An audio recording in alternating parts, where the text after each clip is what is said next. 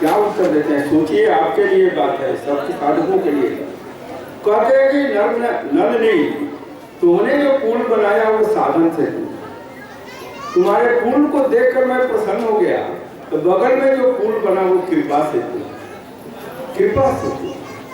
ऐसा साधन करिए कि प्रभु का कृपा सेतु का निर्माण हो जाए। अगर आप में शक्ति नहीं भी है तो उस कृपा सेतु से आपको पार करा देंगे।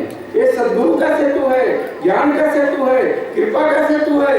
इसलिए हम जो कहते हैं कि साधन भी करिए और कृपा भी प्राप्त कीजिए, क्योंकि अगर साधन में कहीं कमी होगी तो कृपा सेतु बगल में बना हुआ है। सद्गुरु आपको कृपा सेतु पर चढ़ा देंगे, बोलेंगे चलो इससे पार करो। अरे ये बंदर भालू पार हो गए तो हम आप क्यों नहीं पार हो गए? हमको वहां से पार करा। मेरे बंधु, आज क्या होता है कि हम परमात्मा को पाने के लिए जो सद्गुरु ने नियम विधान दिया है, जो हमें आदेश दिया है, उसके पालन करने में कहीं न कहीं कमी हो जाती है। आप निर्मल मन से उसका केवल पालन करते जाइए। और बाकी सद्गुरु देव तक यहाँ तक कहते हैं कि सदैव जी समस्या क्या है, समस्या जो है हमको दे दीजिए और मेरा काम आप कीजिए। और सच कहें तो ऐसा कई बार हुआ है कि समस्याएं आएगी, जीवन है। लोग कहते हैं कि एकदम शांति चाहिए, शांति तो मरने के बाद हो ही जाती है, तब राम शांति हो जाए। लेकिन जीवन में जब तक रहिएगा, जब तक सांस रहेगी, समस्याएं आएगी, समस्याएं आएगी। लेकिन समस्याओं को समझने की शक्ति कैसे देगी, समस्याओं को समाधान की शक्ति कैसे देगी, समस्याओं को विजय प्राप्त करने की शक्ति कैसे देगी, इसके लिए सद्गुरु का ज्ञान वो आपको उसके कहते हैं कि समस्याएं क्या है, समस्याएं हम पर छोड़ दीजिए आपका, और मैं जो आदेश देता हूं मेरे काम को आप करिए और देखिए कि कहीं कोई कठिनाई नहीं आती। इसको कहते हैं आत्मसमर्पण का भाव। इसको कहते हैं कि किस तरह से पूर्ण रूप में हम समर्पित हो जाते हैं। मेरे बंधु, पूजा किस तरह से की जाए? पूजा हम सब आप घर में करते हैं, थोड़ा बहुत करते हैं। कल मैंने बताया था बाह्य पूजा क्या है, आंतरिक पूजा क्या है। आंतरिक पूजा में फिर बताया था कि आंतरिक पूजा में भी भेद हो जाते हैं, दो भेद होते हैं। स्वामी जी कहा ब्रह्म विद्या दो भेद है, तत्व ज्ञान अभ्यास। आंतरिक पूजा में दो भेद क्या है, एक सिद्धांत, दूसरी साधना। दोनों को थोड़ा बहुत लेके चलिए। नहीं कम पढ़े लिखे हैं तो साधना भी करते रहिए, सत्संग सुनिएगा तो सिद्धांत का बोध अपने होता जाएगा। सत्संग सुनते रहिए, सद्गुरु की अमृत वाणी सुनिए, टेप सुनिए। लेकिन पूजा कैसे होती है? गोस्वामी जी रामचरितमानस जब लिखते हैं तो शुरू में समझाते हैं कि चार तरह के लोग होते हैं। पूरा रामचरितमानस का मानस का अर्थ होता है मानसरोवर। एक मानस का अर्थ मस्तिष्क भी होता है। तो राम कथा को मानस के रूप में और मानस में मस्तिष्क में कैसे समझनी चाहिए इसका संकेत देते हैं। लेकिन हम बस कथा में हम उलझ जाएंगे कि रावण को 10 मुंह था तो कहाँ था, वो कैसे था। मैं गया हरियाणा में एक बार, रामचरितमानस की कथा हो रही थी, जबरदस्ती हमको गुरुबाई लेके चले गए। आप भी कुछ बोलिए, लंका कांड चल रहा था, जो राम नरेश त्रिपाठी जी रामायण पर बोल रहे थे, वो रावण प्रसंग उठाए हुए थे। किसी लड़का पीछे में खड़ा हो गया, साइंस का विद्यार्थी था, बोला कि रावण को 10 सिर था तो करवट कैसे बदलता था, अब तकिया कहाँ रहता। अब तो त्रिपाठी जी की गिगी बन गई। बोले कि तब तुरंत हमने देखा कि असमंजस में है। मैंने कहा इसका उत्तर बेटा मैं दे दूंगा, इनको बोलने दो। त्रिपाठी जी अपना फिर रामायण की कथा पढ़ाए, रावण का क्या हुआ, फिर कहाँ तीर लगा, छाती में लगा, यहाँ लगा, अमृत ने का हाथ कटा, जूता, कथा सुना के चले गए। फिर लड़का खड़ा हुआ कि अंकल आप तो बोले थे, इसका उत्तर हम देंगे। मैंने कहा मैं तुमको उत्तर देता हूँ, बताता हूँ ये उत्तर क्या है। मेरे बंधु, हमारे भीतर में एक राम रावण का विवेक रामायण एक कथा। कभी आपने विचार किया वो कथा आपके भीतर में चल रही है, आपके अंदर में सद्वृत्ति है वो राम, आपके अंदर में जो कुप्रवृत्ति है वो रावण है। राम रावण का युद्ध दिन भर भीतर में चल रहा। अब आप कैसे राम को विजित बनाएंगे, रावण को पराजित बनाएंगे, ये करना आपका कर्तव्य कैसे होगा, तो इसके लिए जब तक हमारे माथे के ऊपर 5 कर्मेंद्रियां 5 ज्ञानेंद्रियां, यही 10 का भूत केवल इतने चिंतन करेंगे। आज क्या खाएंगे, क्या सुनेंगे, क्या देखेंगे, 5 ज्ञानेंद्रियां, 5 कहाँ से पैसा बटोरेंगे, कहाँ से जाएंगे, 5 10 का जब तक भूत सवार है हर आदमी रावण वृत्ति के साथ। यही 10 दिन है रावण, 10 प्रकार की वृत्तियां माथे पर सवार है और उसके आगे चिंतन नहीं चल रहा है, तो इसके आगे क्या होगा। इसलिए क्या होता है, रावण का हाथ कटता है फिर झुकता है। क्या इसका मतलब है, इन हाथों से जैसे ही अच्छे काम करेंगे ये रावण का हाथ कट जाएगा, जैसे इनसे कोई बुरा काम करेगा फिर रावण का हाथ टूट जाएगा। भैया रावण का तो युद्ध में कटता था, हमारा आपका तो रोज कटता। इन हाथों से आप इन पैरों से चलकर आए सत्संग में, इन पैरों से जाकर के कड़ी खाना में भी जा सकते, इन पैरों से चलकर आप अच्छी जगह भी जा सकते और खराब जगह भी जा सकते। इन हाथों से अच्छा काम भी कर सकते हैं, बुरा काम भी कर सकते हैं। जैसे ही मस्तिष्क पर अच्छा विचार आया तो रावण का सर कट गया, फिर बुरा विचार आया रावण का सर टूट गया। कौन इसमें बड़ी बात है, ये कटना टूटना प्रतीक है कि जैसे ही बुरे विचार माथे पर आएंगे रावण वृत्ति आपके माथे पर हावी हो जाएगी, रावण का सिर बन जाएगा आपका सिर। और फिर जैसे अच्छा चिंतन करेंगे तो बताते हैं कि परमानेंटली रावण कैसे मरेगा। बोले इसके अंदर में अमृत है, अमृत कूट पर 3 बार। अमृत कहाँ है, हमारी आत्मा में अमृत है। जब तक आत्मा का प्रकाश नहीं होगा रावण हमेशा के लिए नहीं करेगा हमारे आप के अंदर में। इसीलिए आत्मज्ञान है, आत्मा का प्रकाश जब तक फूटेगा, घड़ा जब तक फूटेगा नहीं, आवरण जब तक है। अभी कुंभ गए थे, घड़ा लेकर लोग घूम रहा है, अरे कुंभ में शरीर है, शरीर के कुंभ में आत्मा में अमृत भरा हुआ है। कुंभ कब लेकर के जयंत चला, कहाँ कहाँ छलका, छलकना का मतलब इस अमृत तत्व को छलका दीजिए। इस अपने भीतर में साधना के द्वारा जिस दिन अमृत तत्व प्रकट होगा, अमृत का प्रकाश होगा, उस दिन जाकर के आपके अंदर में वो सुजोग आएगा, वो वंदनीय होगा, वो पूजनीय होगा। वो ऋषि महर्षियों ने उसी को खोजा था, लेकिन धीरे धीरे कालांतर में कोई कथा कहानी उलझ करके रह गया। तो मेरे बंधुओं, ऐसे ही राम और रावण की किताब भीतर में चल रही है। वो स्वामी जी ने संकेत दिया, संकेत दिया, सुचि सुंदर संवाद विरचे बुद्धि विचार ते यही पावन सुभग सर घाट मनोहर चार। किसी भी सरोवर के 4 घाट होते हैं। वो स्वामी जी कहते हैं कि देखिए 4 घाट है। कथा समझनी हो तो ऐसे समझ जाइए कि पहले घाट पर भगवान शंकर बैठे हैं, कहने वाले हैं, सुनने वाली माँ पार्वती है। दूसरे घाट पर कहने वाले जागोबल के ऋषि बैठे हैं, सुनने वाले भगवान ऋषि हैं। तीसरे घाट पर काकुसुंडी जी बैठे हैं, सुनने वाले गरुड़ जी हैं। चौथे घाट पर तुलसी बाबा बैठे हैं और सुनने वाले पाठक गण हैं, हम आप हैं, रामायणी लोग हैं।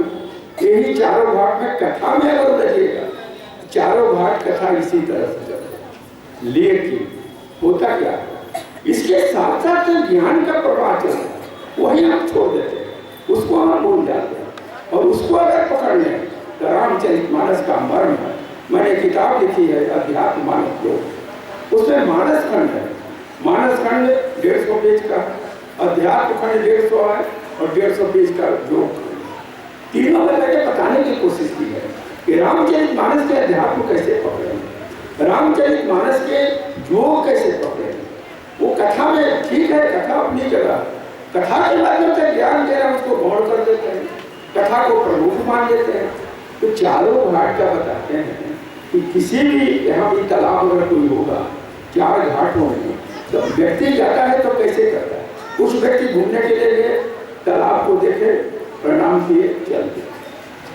कुछ आदमी गए तालाब में 2-4 पैर डाले, हाथ पैर धोए, 2-4 पानी दे पर खींचे, चल दिए। तीसरे लोग गए और थोड़ा पहले भी, चौथा गए डुबकी लगाए, उसमें नीचे में कमल है, फूल है, क्या है, बड़ी मुक्ता है, उसको निकाले। बोले इसी तरह 4 प्रकार की पूजा होती है। कुछ आदमी गए ग्रंथ निकाले, रामायण, सर्वे, और 2 बार ऐसे ऐसे अगरबत्ती घुमाए, पूजा बंद, तालाब को देखे, प्रणाम, चले। ये पहला। दूसरा लोग है 4-5 दोहा पढ़े, फिर 4-5 जो थोड़ा चौपाई पढ़े, फिर बंद। असली चीज जो साधना में डूबना वो शुरू नहीं, साधना में उतरने के पहले पूजा खत्म, तो कैसे वो आगे बढ़ेगा। तो दूसरा तीसरे लोग हैं जो थोड़ा सा ध्यान भी करने लगे, लेकिन उतने ध्यान करने लगे जितना कि जल्दी काम में छूट जाए। थोड़ा ध्यान अच्छा लगने लगे, हमेशा ध्यान रखिए, ध्यान अच्छा लगने लगे समझिए ध्यान पकड़ लिया, और ध्यान बुझा लगने लगे समझिए ध्यान पकड़े ही नहीं, ध्यान अभी बुझाया ही नहीं। जब ध्यान में बैठिए, इस मोमेंट के लिए साधना। और कभी कभी तो ऐसा लगता है जो साधक को इस बेचैनी वाले ध्यान का समय हो गया, वो कहीं से छोड़ के भागेगा, जल्दी जाके बैठेगा, बेचैनी रहेगी कि क्यों, तो वहाँ जो आनंद मिलता था, आनंद उसको खींच कर लाता। जैसे ध्यान में आनंद मिलने लगे, अच्छा लगने लगे, उठने का मन नहीं करे, समझिए कि कोई अनुभव की जरूरत नहीं है, ध्यान आप पकड़ लिए, अनुभव में आ गया था। सबसे बड़ा अनुभव वही। और जैसे आपको लगने लगे अरे महाराज कितना देर हो गया, उधर क्या हो रहा है, ना तो हमारा की नहीं थी, अरे यार ध्यान भी हो रहा है आंखें लगा। वो बहुतों को मैं देखा, तो 10 बार आँख खोलेंगे बंद करेंगे, 10 बार कभी बाएं देखेंगे, कभी दाएं देखेंगे। अरे भैया ध्यान को लगे केंद्र पर जाएंगे, अब केंद्र पर जाइए नहीं गए, हमेशा कभी बाएं कभी दाएं कभी ऊपर कभी नीचे, कहाँ का ध्यान पकड़ेगा। इसलिए डुबकी लगाइए उस सरोवर में, अंदर प्रवेश कीजिए, ध्यान में अंतर प्रवेश कीजिए, बाहर बाहर खाली सरोवर को अगरबत्ती दिखा के और हो गया पूजा समाप्त, प्रारंभ की पूजा है, करनी चाहिए, धीरे धीरे बढ़ाइए। इसी को कहा गया अभ्यास वैराग्याभ्याम कर दो। ये तो प्रश्न है, चंचला ही बड़ा कृष्ण परमादि बलवद्दृढ़म तस्यामरम वायु दुष्करम, वायु के समान दुष्कर है, कैसे बढ़ेंगे, क्या करते हैं, अभ्यास वैराग्याभ्याम करना। अभ्यास किसको करते हैं, बार बार करना, ये कठिनाई आएगी। जैसे ध्यान में बैठेंगे तो बार बार मन भागेगा, बार बार पकड़ के, इसीलिए शुरू जो करते हैं इसको ध्यान नहीं कहा जाता, धारणा कर जाती है। धारणा का मतलब धर के लाइए, बछड़ा भाग रहा है फिर धर के पानी में, मन भाग रहा है धर के लाइए फिर पानी हो। और स्वामी जी तो बताइए माप नाप निश्चय धरा, क्या ध्यान की चीज बताएं, ठोक ठिकान निशान। देखिए ये निशान है, हमको यहाँ आके बैठना था, पहले कहाँ है, वहाँ पे, फिर यहाँ आए, सीढ़ी पर चढ़े, फिर यहाँ आए, निशान मिला कि भाई यहाँ बैठ रहा है, आके बैठ गए। ध्यान में भी आपकी चेतना को किसी केंद्र पर लो, वही निशान, ठोक ठिकान निशान, स्वामी जी का वो निशान क्या है, केंद्र है आपका। जिस केंद्र पर, एक केंद्र प्रथम भूमि से लेकर पंचम भूमि तक का केंद्र अलग है, सबका केंद्र अलग है। आपको जिस भूमि का उपदेश है उसमें ध्यान लगाने जाइएगा तो पहले एक एक टप से जाके ध्यान नहीं लगेगा, पहले नजदीक में आएगा और नजदीक में चेतना है। और चीज ध्यान रखिए, ध्यान में 3 चीजें एक साथ रहती है। 3 चीजें कौन है, आपका मन, प्राण और आत्मिक चेतना। आपको पता नहीं चलेगा कि आत्मिक चेतना लगी, लेकिन लगी रहती है। उसी आत्मिक चेतना को सुरति करते हैं। मन जब तक शांत नहीं होगा उस चेतना का सुरति का बोध नहीं होगा। तो जहां भी आप प्रथम भूमि का भी ध्यान करते हैं तो 3 चीजें रहती हैं, मन, प्राण, आत्मिक चेतना, तीनों रहते हैं। मन प्राण जैसे जैसे शांत होते गया वैसे वैसे आत्मिक चेतना का अनुभव आपको होने लगेगा। जब तक शांत नहीं होगा आगे का अनुभव नहीं होगा। तो वो कहते हैं कि मां नाम निश्चय गया, अब आप ध्यान के समीप आ रहे हैं, ठोक ठिकान निशान, अब आपकी चेतना अपने केंद्र तक पहुंच गई, चाहे प्रथम भूमि का सब हो गए, चाहे यहाँ का हो चाहे आगे का हो। वहां जब चेतना पहुंची, अब स्वामी जी क्या कहते हैं, जैसे वहां पहुंची मंडल से बाहर नहीं, हर केंद्र का एक मंडल है। अद्भुत खेल, ये अद्भुत खेल है साधना का। उस मंडल में अपनी चेतना को केंद्रित रखिए, जितनी देर केंद्रित रखते हैं उतना ही देर आपका ध्यान चल रहा है। और जब तक उस ठोक ठिकान कर रहे हैं, निशाना पर ला रहे हैं पकड़ के मन को, तब तक वो धारणा कहलाएगा। भर भर के मन को बांध रहे हैं, मन बांधे तो धारणा, बांधने का प्रयास जब तक मन को करते हैं धारणा है। और शब्द का अर्थ ध्यान, उस स्थान विशेष का शब्द पकड़ा गया, हर स्थान का एक शब्द है, उस स्थान का शब्द पकड़ा गया तो समझिए कि ध्यान की पराकाष्ठा में चलेगी। ध्यान में बहुत आगे बढ़े और शब्द स्वरूप न मालूम, और शब्द में इतना तन्मय हो गए कि उसी का स्वरूप प्रकट हो गया। कभी कभी ऐसा होता है, आपके साथ भी होता होगा, मेरे साथ भी होता है। आप ध्यान में बैठे, चेतना एक केंद्र पर गई, उसके बाद आपको आभास नहीं हुआ कि हम घर में बैठे हैं कि बाहर बैठे हैं, हम सीट नीचे आसन पर बैठे हैं कि कहाँ बैठे हैं। स्थान का भाव मिट गया, शरीर का भी भाव मिट गया। शरीर में हम कहाँ कहीं हैं, कहाँ हैं, केंद्र पर केवल है, शरीर का भी भाव मिट गया। ये सब ध्यान के अनुभव है। ध्यान के अनुभव ले हम आसन से 1 फीट ऊपर उठ जाएंगे, हम खूब कूदने लगेंगे, हम उड़ने लगेंगे, ये नहीं है। इसके लिए प्रक्रिया है। जब चेतना वो होती है तो एक रूट बना। मैं बार बार कहता हूँ बहुत लोगों से कि स्वामी जी क्या कहते हैं, कहाँ से रूट बना? चेतना आपकी ऊर्ध्वमुखी होती है, इसका कैसे आपको अनुभव होगा? अर्धधार ऊर्ध्व चले कर दिए। अरे कभी अनुभव किया कि अर्धधार ऊर्ध्व होती है, उस समय हमको भीतर में कैसा लगता है? लगेगा कि सरकार की चेतना ऊपर इसमें आ गई, ब्रह्मांड में आ गई, अब हम नीचे आए नहीं। यहाँ पर क्या कहे स्वामी जी? सिर प्राण चेतन हृदय खींचे। अगर ऐसा हो, हृदय से खिंचाओ, किस किधर खिंचाओ? सिर की तरफ। सिर कौन सी का खिंचाओ? प्राण मन, इसका खिंचाओ। सिर प्राण चेतन हृदय खींचे। क्या कहते हैं? भाव शुभ लक्षण मिले, बहुत शुभ लक्षण है कि वृत्ति मूल हो गई। महा आगे चल के क्या होगा? महापथ सुसुमन खुले, गति कम दोनों तन ही दे, ह्रास जड़न विकास चेतन, गगन आसन बांधियो। अरे मान पूर्ण गुरु दया में योग अनुभव साधियो। गुरु के दया से मान पूर्ण गुरु दया में योग अनुभव साधियो। लेकिन एक बात याद रख लीजिएगा, देखा देखी नहीं कर।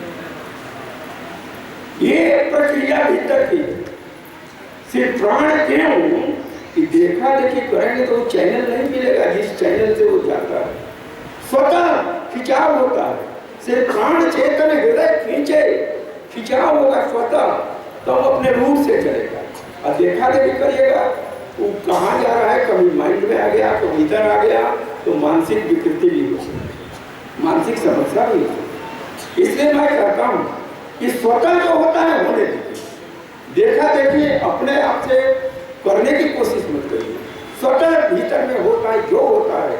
हम लोग को भी बहुत हुआ, अपने होता है, और जो होता था हम लोग उसमें चुपचाप है। एक बार ऐसा हुआ कि मैं एक गुरु भाई के घर में लेबर अटेंड कर, भाई समय बताते हैं, लेबर अटेंड कर। आप भी को ऐसा अनुभव मैं इसलिए बता रहा हूँ कि साधक साधना के अनुभव को थोड़ा अपने भीतर में समझ ले तो साधना में रुचि बढ़ेगी, साधना में उनको मन लगेगा, साधना उनको अच्छी लगने लगेगी।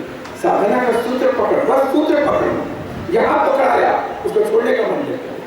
आप उस सूत्र को जिस दिन पकड़ लीजिए। मैं गया उसके यहाँ, वो बेचारा एक बहुत रीगर था, छोटा पद पर था, घर फूस का था, सामने वो गोबर से लिखता था रविवार को, महीना में 1 दिन उसके हम लोग जाते थे। उस समय नया नया जुड़े थे, 76-77 थे। हम भी नहीं जानते थे सिर्फ प्राण चेतन हृदय की कौन चीज है, नहीं जानते थे। वो बेचारा एक बाल्टी पानी लोटा लेके गेट पर खड़ा, जितना पहले सबका हाथ पैर धुलवाए, इतना साफ निकला।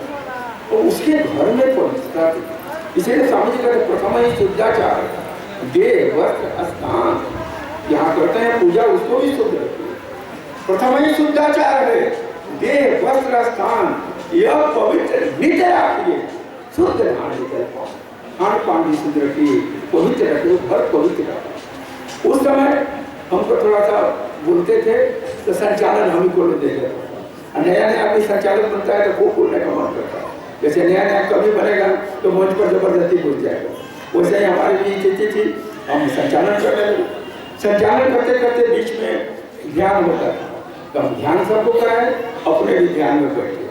अब ध्यान में बैठे तो हम कहाँ हैं, न घर का पता चला, न स्थान का पता चला, न शरीर का पता चला, न सत्संग का पता चला, क्या अगर बगल कुछ पते नहीं चला। जब आधा घंटा हो गया सब लोग मेरे तरफ साइड देख रहा था, और हम आए तो अपना जगह पर आए। हमको ही लगता था कि हम शरीर के बाहर, लेकिन आए शरीर में जुटेंगे कि नहीं, डर भी लगता था कि अब जुटेंगे कि नहीं, क्या होगा। कभी कभी लगता था कि आभास होता है कि स्वामी जी बचाइए कि क्या हो गया। तो ऐसे जब बहुत देर हो गई तो लोग दूसरा आदमी संचालन ले लिया, वो अपना शुरू कराया। सब कराने के बाद जैसे आरती करने लगा तो हमको लगा कुछ आवाज कान में आ रही। करते करते आँख खुला, आँख खुले बोली क्या हम गलती करते महाराज, आरती हो रही है। उठ के बैठे आरती करने लगे। पहली बार मेरे लाइफ में लगा कि कौन चीज था। बाद में पढ़े सिर्फ प्राण चेतन हृदय कीजिए भाव शुभ लक्षण मिले, तो पहली बार लगा कि हमको ये आज भाव शुभ लक्षण मिल गया। और इसके आगे क्या क्या होता है तो मेरे बंधुओं पहले शुभ लक्षण तो उतरने दीजिए। लगे कि अर्धधार ऊर्ध्व होने लगे, भाव शुभ लक्षण मिले। एक के बार सुषुम्ना नहीं खुलेगा, बहुत आगे जाके खुलेगा। महापथ सुषुम्ना खुले, गति कम, गति ऐसे बोलते हैं, कम पैसे बोलते हैं। जब तक नहीं खुलेगा तब तक गति कम रखा, खुल जाएगा तो ये भी बंद हो जाएगा। गति कम कहाँ बंद है, यहाँ पर बंद है। इसको ब्रह्म द्वार कहते हैं। ये जहाँ पर बच्चों का तालु ये होता है, यही बंद रहता है सुषुम्ना जाकर। जैसे खुल जाता है तब बाहर का अक्षर का प्रकाश, ब्रह्म का प्रकाश भीतर उतरने लगता है। उस प्रकाश की कैसे प्राप्ति बहुत आगे चलती है, लेकिन धीरे धीरे इसका अभ्यास, इसका प्रयास करते रहने से आप आगे बढ़ेंगे। मेरे बंधुओं, अब समापन की ओर मैं आपको ले चलता हूँ। इसके लिए क्या करना है? इसके लिए एक गुरु के आश्रम में शिष्य गया कि हमको अब ज्ञान दे दीजिए। गुरु ने कहा अभी कुछ दिन सेवा करो, सेवा करोगे तुमको ज्ञान दे दें। तो सेवा करते रहा। 15 दिन के बाद गया और बोला महाराज जी 15 दिन हो गया सेवा करते, अब तो ज्ञान दे दिया। बोला अच्छा कल सवेरे आना, कल सवेरे तुमको ज्ञान दे। सवेरे गया बड़ा तैयार वार होके, तो बोला कि महाराज जी अब ज्ञान दीजिए। बोले कि लोटा लो पहले, इसको भीतर बाहर खूब साफ करके लाओ, खूब साफ करके भीतर लोटा एकदम लाओ, तब जाके इसमें शुद्ध जल रखा जा सके। वो गया, बड़ा ही कौन बड़ा चीज है। खूब मेहनत किया, रबड़ के भीतर बाहर चमका दिया। लीजिए महाराज देखिए, इसमें आप अपना चेहरा दे सकते हैं, इतना चमका दिया। बोला अच्छा एक सवाल तुमसे पूछते, लोटा को मांझने में बाहर ज्यादा मेहनत करना पड़ा कि भीतर ज्यादा मेहनत? बोला कि सरकार मेहनत तो भीतर ही ज्यादा करना पड़ा।